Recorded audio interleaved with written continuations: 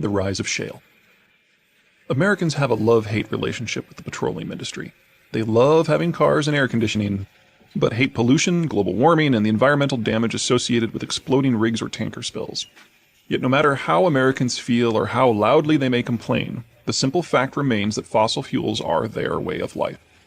In terms of total American energy usage, whether it be from electricity production, chemical production, or transport fuels, by their own government's numbers, 34.7% originates from oil, 26.0% from natural gas, 17.4% from coal, 8.1% from nuclear, 5.5% from hydropower, and only 3.4% from non-hydro renewables like solar and wind. That's 80% of the total from fossil fuels. The same love-hate dichotomy applies to the shale industry. I'm going to take us on a quick tour through the industry to help explain this disconnect. The point of doing so is not simply to show that shale is already a done deal, but rather that public opposition to shale will soon crumble. When that happens, the full impact of shale will be realized, which in turn will unleash global trends that will underpin American power for the next several decades. Petroleum is a catch-all term that includes all types of crude oil, natural gas, as well as associated liquids such as propane. When discussing more specific products separately, such as oil or natural gas, I will use those terms specifically. Most petroleum formed as a result of life forms, typically plankton, being trapped in layers of sedimentary rock. After millions of years of heat and pressure, those critter corpses cook into petroleum, which percolates up through the rock until it reaches a formation through which it cannot pass. These cap rocks allow the petroleum to collect into large pools.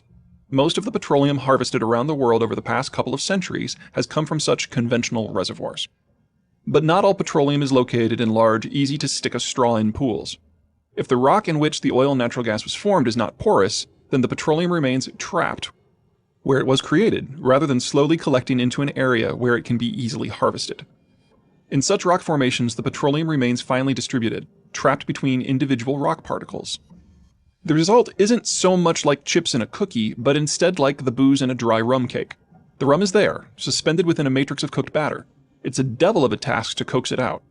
Data is far from complete, but the most recent estimates project that some 90% of the world's petroleum is locked into such geologies. Even if such estimates are wrong by an order of magnitude, it suggests that the amount of petroleum in the wider world is double what we thought it was just a decade ago. One of the major types of rock formations that trap petroleum in this way is called shales. Shales are sedimentary rocks deposited hundreds of millions of years ago at the bottom of oceans. Because of their ocean floor origins, they are typically found in long, thin, horizontal layers covering up to tens of thousands of square miles. As with other unconventional petroleum basins, the ultrafine distribution of shale petroleum makes the use of conventional energy production technologies largely useless. So, the energy industry had to get unconventional. The integration of two unrelated technologies is what has brought us the shale era. The first technology is horizontal drilling. Your traditional petroleum well is a purely vertical affair. If you happen to miss in your downward drilling, tough. If you hit a particularly slanted formation on the way down that breaks your vertical descent, tough. If there's a particularly hard rock on the way down that you cannot drill through, tough. Horizontal drilling allows you not only to drill laterally, but also at angles and around corners, even around multiple corners, to weave your way through complex formations to reach exactly where you want to go. A typical vertical well might only expose 10 feet of petroleum-rich rock, but a typical horizontal well exposes up to a mile. As seismic detection techniques have improved in reach and precision, horizontal drilling has both made pre-existing petroleum fields more productive and enabled energy firms to bring previously unreachable deposits online. In regions with less than stellar technology, Cuba comes to mind, horizontal drilling has allowed onshore producers to reach a few miles into offshore environments by drilling hard up on the coast, but sending their drill shafts out under the seabed. The second tech, hydraulic fracturing, uses water pressure to crack rock. In hydraulic fracturing, petroleum engineers inject a 90% water mixture down the well shaft and into the rock formation. Liquids, unlike gases, do not compress under pressure, and so the rock becomes spiderweb with billions of tiny cracks. Included in the liquid mixture is something called a proppant, typically some sort of sand, that wedges itself into those cracks. The rock itself absorbs some of the liquid, and the rest is sucked back to the surface to be recycled, but most of the proppant stays behind, propping the cracks open. Those cracks provide pathways for the no longer trapped petroleum to flow to the well shaft. In essence, hydraulic fracturing forces a non-porous rock to be partially porous, but not porous like the sort of rock formations that generate traditional petroleum deposits.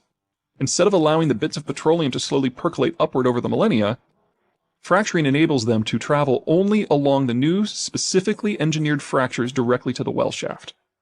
The use of these two technologies in tandem, colloquially if somewhat inaccurately known as fracking, is the basis of the shale energy boom. The focused specificity of fracking technology sets off a very predictable chain of events. Once the cracks reach the trapped petroleum, it flows out, well, up, with considerable speed. At first. Remember that these techniques tap a reservoir, but one in which the petroleum is highly sequestered and barely connected by fractures. Only those elements directly connected to the fractures can flow at all, and they can only flow to the borehole. The result is an initial burst of petroleum output, followed almost immediately by a quick drawdown. In most areas, 1/3 of the total output of a well comes in the first year or two of its 20-year lifespan. The most obvious implication of this quick bleed-off is that if a shale energy industry is going to maintain, much less grow, its output, then a lot of wells need to be drilled every single year. In the United States, that comes out to about 50,000 fracked wells a year. Sounds like a lot. It is a lot. Since fracking took off less than a decade ago, the total number of petroleum wells in the United States has doubled.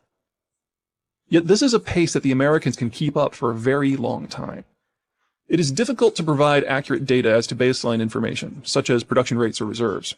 Not because such data is unavailable, but instead because the newness of the industry means it is changing so quickly.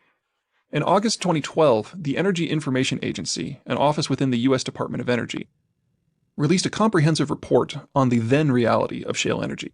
The EIA used the best data available at the time, which had been gathered by December 2011. They pegged American shale oil output at 2 million BPD, about the same as Norway's oil output. They also made projections as to how shale output would unfold over the next 8 years. When this report came out, it was the definitive work on the reality of shale. A mere 1 year later, that report was hideously out of date. With 50,000 or more new wells coming online annually, keeping tabs on those wells across hundreds of legal jurisdictions is a logistical impossibility. And as is common in any high value-added industry, innovations do not require government approval, registration, or even notification. Such innovations are, however, applied to every well the rig crew works from that point on. The result is an ever-building skill set that spreads and compounds throughout the industry. In December 2013, only 16 months after the EIA's exhaustive report, shale oil output had increased from 2 million BPD to 3.8 million BPD. That's not only more than Canada's oil output, but is about 50% more than the EIA's projection for U.S. shale oil output for 2020. At the time of this writing in mid-2014, even that data is now outdated. As of 2014, the United States is now the world's largest energy producer, bringing up more oil than Saudi Arabia and more natural gas than Russia. What will U.S. shale output look like in the future? Details are murky. There are many shifting variables. There is no such thing as average when considering an industry that operates in wildly varied geologies and regulatory environments, and any estimate provided now likely will be overwhelmed in the time it takes this manuscript to make it into print. But caveats aside, the learning curve is still extraordinarily steep, with huge